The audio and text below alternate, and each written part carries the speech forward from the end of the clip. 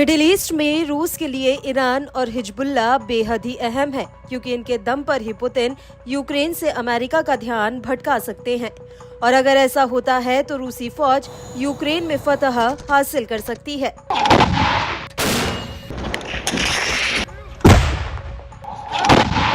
और यही वजह है कि अमेरिका को मिडिल ईस्ट से खदेड़ने के लिए रूस ने ईरान और उसके एक्सिस ऑफ रेजिस्टेंस को खुला समर्थन किया है।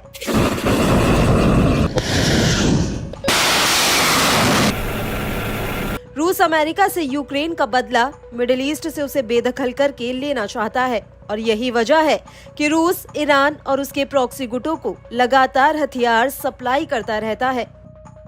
और जब से इजराइल ने हिजबुल्लाह पर जंग का ऐलान किया है, तब से पुतिन खुलकर हिजबुल्लाह का समर्थन काटर हुए नजर आते हैं। और वो बार बार इजराइल को इस बात की चेतावनी दे रहे हैं कि हिजबुल्लाह से भिड़ना उसके लिए अच्छा नहीं होगा। और अब रूस के विदेश मंत्रालय ने हिजबुल्लाह को लेकर एक बहुत बड़ी बात कही है। रूस के विदेश मंत्रालय ने कहा कि इजराइल के हमलों के बावजूद हिजबुल्लाह ने अपनी कमांड चेंज नहीं की, वो एकदम संगठित तरीके से काम कर रहा है।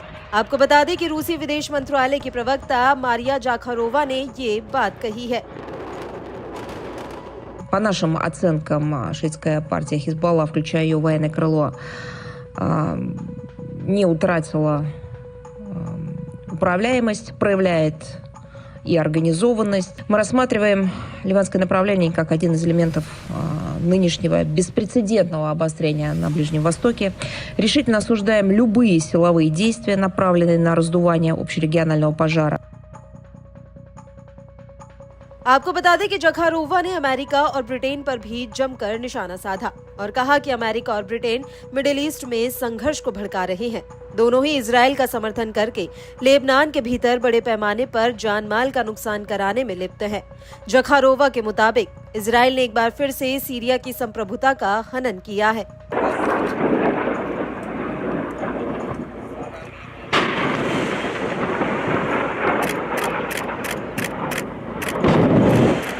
Также я хотела бы прокомментировать очередной удар, израильский удар по Дамаску. Он имел место вчера вечером, 8 октября. В очередной раз Израиль грубо нарушил суверенитет Сирии, нанес ракетный удар по многоэтажному жилому дому в густонаселенном районе Дамаска. रूस का आरोप है कि इजराइल की ये कार्रवाई पूरी तरह से भड़काने वाली है और अब तेल अवीव इसे सीरिया में एक रोजाना का कृत्य बना चुका है।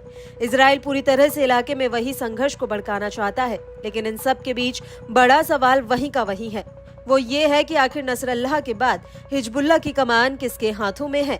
ये सवाल इसलिए भी वाजिब है क्योंकि इजराइल ने दावा किया है कि उसने नसरल्लाह के उत्तराधिकारी हाशिम सैफुद्दीन को मार गिराया। और तो और नेतन्याहू का ये भी दावा है कि आईडीएफ ने लेबनान में सैफुद्दीन के भी उत्तराधिकारी को निपटा दिया है। और अगर ये बात सच है तो अब हिजबुल्लाह का नेतृत्व कौन कर रहा है, ये अपने आप में बड़ा सवाल है। और इन सब के बीच रूस के विदेश मंत्रालय का हिजबुल्लाह को लेकर दावा भी कई सवाल खड़े करता है।